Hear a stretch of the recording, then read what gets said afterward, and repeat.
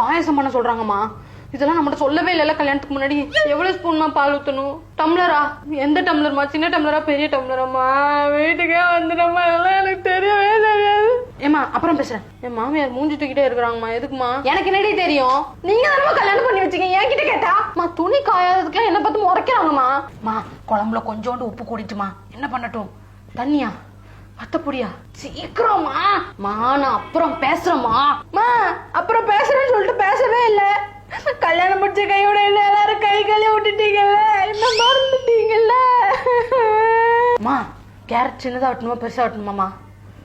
எதுக்கா? சாப்பிடுதாமா? இருங்கம்மா கேட்டு வரேன். அம்மா நான் எப்ப நம்ம வீட்டுக்கு வருவேன்? நீங்க சொல்றத பார்த்தா என்ன இங்கே இருக்க சொல்வீங்க போலயே. எனக்கு ஒரே ஃப்ரஸ்ட்ரேஷனா இருக்குமா.